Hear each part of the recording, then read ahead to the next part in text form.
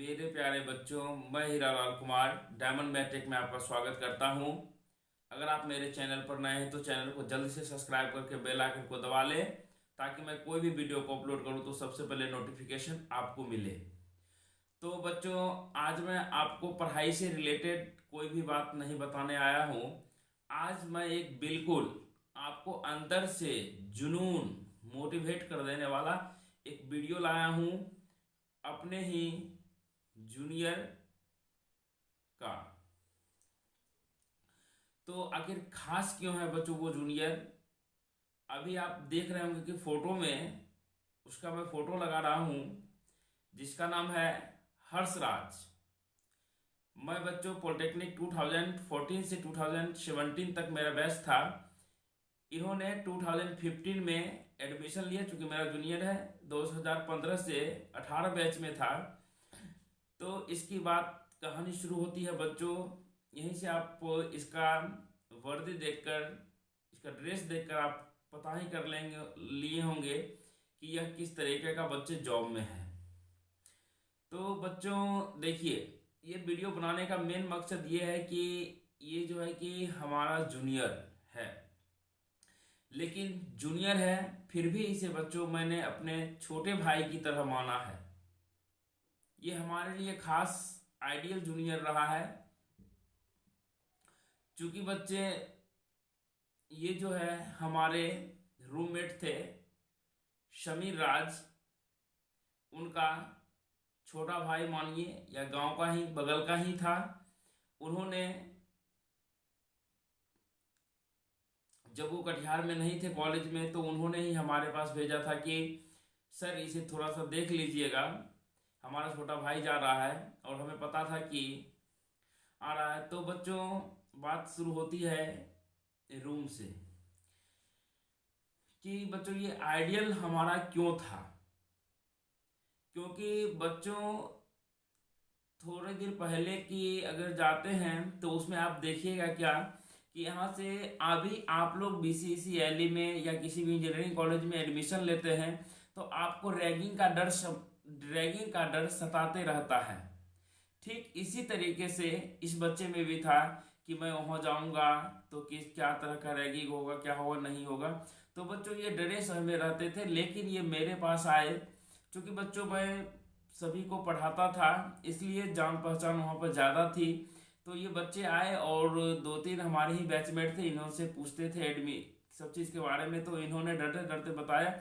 मैं वहीं बैठा रहता था और बोलता था कि बच्चों जो पूछा जाता है उसे बताइए, जो करने के लिए कहा जाता है कीजिए। ठीक है। तो ये जो है बच्चे बिल्कुल डिसिप्लिन पूरे कूट कूट के भरा हुआ था। अगर इसे कहा जाता था सीधा खड़ा रहो तो ये बिल्कुल सीधा खड़े रहते थे। अगर बोला जाता था कि तुम्हें बेड पे नहीं बैठना है तो नहीं बैठते थे। तो आखिर जो है कि बात कहाँ तक पहुंची बच्चों, जब इन्होंने एडमिशन लिया, हॉस्टल अलॉटमेंट नहीं हुई, तो बच्चों ये जो है कि अक्सर हमारे रूम में आते रहते थे। तो हमारे ढेर सारे सीनियर लोग को भी दिक्कत होती थी। बोलते थे कि सर आप जूनियर को रखे हैं, जूनियर को रखे हैं। बच्चों सिर्फ ये आते किस लिए थे वो चीज आप सुनिए, लेकिन सभी चीज सुनने से पहले आप लोग एक वीडियो देखिए और अपने आप से कहिए कि आखिर ये बच्चे आज कहाँ पहुंचे हुए हैं। इसलिए मैं इस वीडियो को बना रहा हूं।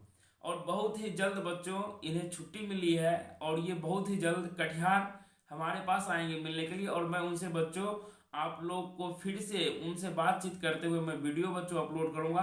तब देखिएगा कि बच्चों वो किस तरीके से आज भी हमें रिस्पेक्ट करते हैं। यहाँ तक कि बच्चों हमारे कॉलेज के जितने भी टीचर लोग थे सभी ने साथ दिया। जितने भी मैकेनिकल के फैकल्टी, जो पूरे कॉलेज से बच्चों सपोर्ट मिलता रहा। तो मैंने बच्चों इस जूनियर के लिए काफी बार हमें लड़ाई भी करनी पड़ी। हमें मतलब कि बैचमेट से बकझक भी हो जाती थी, लेकिन बच्चों फिर भी जो है कि ये बच्चे डटे, सर हम नहीं आ पाएंगे डॉट। लेकिन बच्चों फिर मैंने इन्हें अपने अंदर से ढाढ़स बढ़ाया कि नहीं बच्चों आओ। ये बच्चों थोड़ा हिचकिचाते थे, चूंकि गुड इवनिंग से थोड़ा सा रिस्पेक्ट देना होता था। बच्चों उसमें जो है कि कुछ ज्यादा ही हम लोगों में डिसिप्लिन थी कि अगर कोई सीनियर सर आ रहे हैं तो वहां से आपको पैदल ही चलना होगा। अगर साइकिल से उतरे तो साइकिल से उतर के।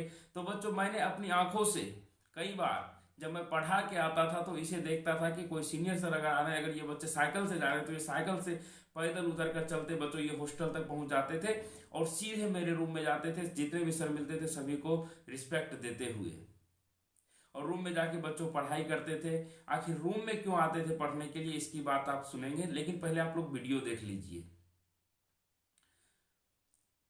तो अभी आपने वीडियो देखा होगा कि बच्चों ये जो है कि आज 26 जनवरी यानी गणतंत्र दिवस था, इसके शुभ अवसर पर इन्होंने परेड में बच्चों इन्हें भाग लेने का सौभाग्य प्राप्त हुआ। क्यों कि बच्चे, अब देखिए क्यों इन्हें सौभाग्य मिला। तो बच्चों ये जो है कि काफी इन्हें डिफेंस में जाने की लगन थी, लगन तो थी बच्चों, लेकिन उसके लिए आपको क्या होती है, पैसे की जरूरत होती है, मेहनत की जरूरत होती है। तो बच्चों इनके पास मेहनत तो बहुत थी, मेहनत तो करते ही थे, लेकिन बच्चों थोड़ी सी इकोनॉमिकल स्थिति ठीक नहीं थी। यहां तक कि बच्चों बुक खरीदने के लिए पैसे नहीं थे इनके पास। तो बच्चों ये जो है कि हमारे शिक्षक ने मेरे रूम में आते थे और मेरे रूम में आके ये बच्चों दिन में कॉलेज अगर टाइम से आए तो कॉलेज कर लेते थे, और कॉलेज के बाद ये बच्चों आते थे रूम में, तो रूम में बच्चों सर खाना खा जो भी है सभी चीज करके बच्चों ये जो है काफी ज्यादा मेहनत करते थे। यहाँ तक कि रूम में खाना बनाकर खाते थे बच्चों। और जो है कि क्या कर, जितने भी बुक होते थे, अगर बच्चों जरूरत नहीं है मुझे पढ़ने की तो ले बोलते थे ले जाओ बच्चों पढ़ के लेके चले आना। तो बच्चों ये हमारे रूम से बुक लेके जाते थे, और 2-3 घंटे, अगर 4 घंटे 5 घंटे का समय या 2 दिन का समय, तो 2 दिन में ही बुक पढ़ के फिर से हमें लेके आते थे, क्योंकि बच्चे हमें भी पढ़ना रहता था और साथ में पढ़ाना भी रहता था। तो बच्चों यहाँ तक कि इनके पास बच्चों पैसे की इतनी स्कार्सिटी थी, इतनी कमी थी कि इन्होंने, मैं ट्यूशन पढ़ाता था तो बच्चों मैंने इनको बोला कि तुम मेरे ट्यूशन में आ जाओ, मैं वहाँ आपको पढ़ा दूंगा, अच्छे से पढ़ लेना, कोई पैसा नहीं लूंगा। लेकिन बच्चों इन्हें अंदर अपने शर्म लगती थी और ये बच्चे नहीं आते थे। लेकिन हाँ, डिसिप्लिन को बनाए रखने के लिए बोला सर मैं अगर ट्यूशन नहीं आऊँगा तो मैं आपके रूम पे पढ़ने के लिए आऊँगा। तो बोले बच्चों बिल्कुल आइए पढ़ने के लिए, आपको कहीं किसी भी तरह का दिक्कत नहीं होगा। क्योंकि हमारे सीनियर से भी अवगत हो चुके थे, मैं सीनियर सर को बता चुका था कि सर इसके साथ ऐसा प्रॉब्लम है, और जितने भी बच्चे के साथ ऐसा प्रॉब्लम था सभी को मैं बच्चों एडवाइस करता था, सभी सीनियर को मैं बताता था, सभी सीनियर से मैं मिलता था, उसके बारे में थोड़ा बता देता था। तो सीनियर लोगों से नहीं तंग करते थे और बसते उसे डिसिप्लिन सिखाते थे, और जहां तक होता था कि हेल्प करते थे।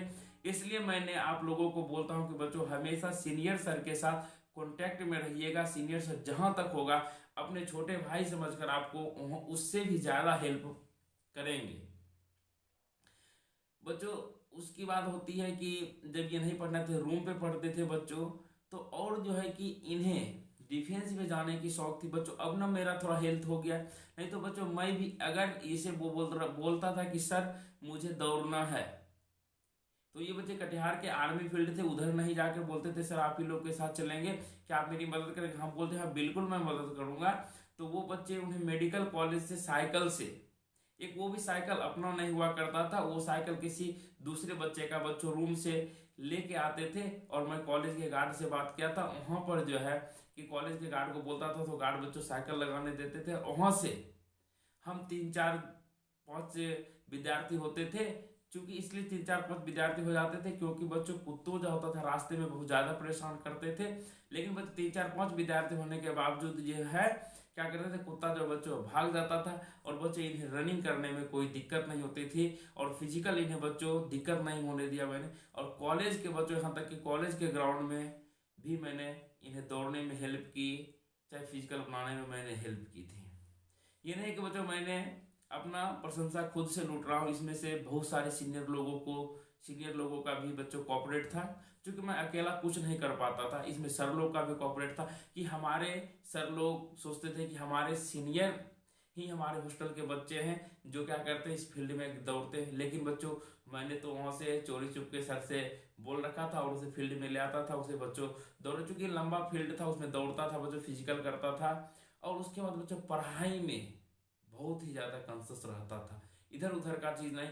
और बच्चों पैसा इकट्ठा करने के लिए अंत में यहाँ तक ये भी किया कि बच्चों वो जो है कि होम ट्यूशन भी पढ़ाने लगा, और होम ट्यूशन पढ़ाकर भी पैसा को इकट्ठा करने लगा।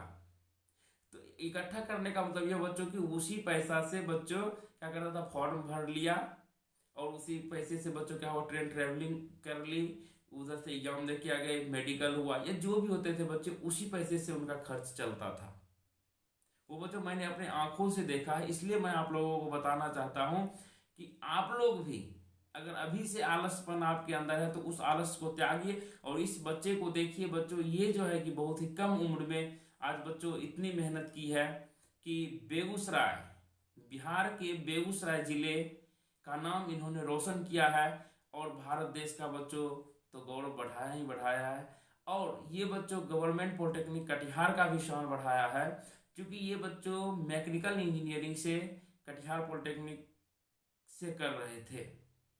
इनका बच्चों पूरा कोर्स होने में बात 6 महीने बाकी थे, लेकिन इनका जॉब लग गया। जॉब लगने के बाद बच्चों फिर भी जॉब लग गया तो ये कंप्लीट कर लिए। तो अंत में बच्चों एक बात यही कहूँगा कि आप लोग कोई बहाना नहीं बनाएं और अपने दिल से मेहनत करें, अपने माँ बाप के सपनों को साकार करने के लिए मेहनत करें। सिर्फ एक चीज़ पर टिके ना रहे बच्चों, मेहनत करके जल्द से जल्द नौकरी लीजिए। यही मेरा बच्चों 26 जनवरी का मेन संदेश था आप लोगों का देना। तो हमारे इस बच्चे से सीखिए। तो आगे मैं कुछ नहीं बोलूँगा क्योंकि मुझे बच्चों बोलना उतना नहीं आता है। जहाँ तक हुई बच्चों मैंने आपको बताया। आपको खुद से प्रेरणा लेना है कि आपके छोटे भाई नौकरी किस तरीके से लेते हैं। और देखिए आज ये कितने ऊंचे बच्चों 26 जनवरी के परेड में भाग लेना बहुत बड़ी बात होती है। वो भी इतनी कम उम्र में इन्होंने भाग लिया। हमारे बेगूसराय जिले के एक छोटे से गांव कहिए या तेघरा का नाम आप लोग सुने होंगे, जहाँ से कन्हैया कुमार नेता उभरे थे, वहीं का ये भी बच्चा रहने वाला है। क्योंकि मेरा भी घर बच्चों बेगूसराय ही है, आप लोग जानते ही होंगे। तो हम लोग मिलेंगे बच्चों अब नेक्स्ट वीडियो में और बहुत ही जल्द आपको इस बच्चे से रूबरू करवाऊंगा इसी वीडियो के माध्यम से। तब तक के लिए बच्चों आपसे विदा लेते हैं, फिर मिलते हैं नेक्स्ट वीडियो में। जय हिंद, जय भारत।